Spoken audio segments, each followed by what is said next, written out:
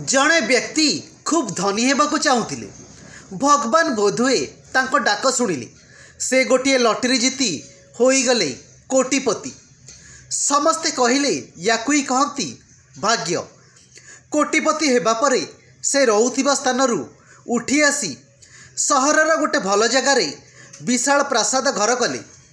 पिलामानकु सब सुविधा देई पारिबे बोली दुई पुओंको लागी अलगा अलगा गाड़ी, अलगा कोठरी, अलगा टेलीविजन आदि सबुर व्यवस्था करी समस्तिंक पाखरे प्रीत हेले। निज लागी ओ पत्नीक पाई से भली व्यवस्था कले। प्राचुर्य जहा देई पारे सबुकिछि से हासिल कले। किछि मास परे दिने से तांको पुराणा अंचल रहुतिबा बंधुक घर को बुली गले। बंधु तांको देखी बहुत खुशी हेले और बहुत चर्चा कले। किंतु घर को फेरिबा बेलकु धनिक विमर्श दिसुतिले।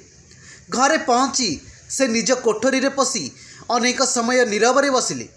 निज मन कथा कहवाकू स्त्री को खोजी पाइले नहीं, कारण स्त्री गाड़ीटी धरी बाहर को जाइथिले। परदिन सकाळे पत्नी सहित कथा हेबा लगी निरोला समय पाइले। भद्रलोक कहिले, बुझिल आम भितरे बांट करदेले। काली बंधुक घर को जाइथिली, देखिली सेमाने सेमिति अल्परे अछंती, सबुकिछि मिली बांटी करुछंती ओ एकाठी बसी कथा हेउछंती। मान अभिमान भी करुछंती, मान भंजन भी चलीछि। किंतु आमे समस्ते केवल नामको मात्र एठारे रहुचे। आम भितरे दूरता बढ़ी जाइछि।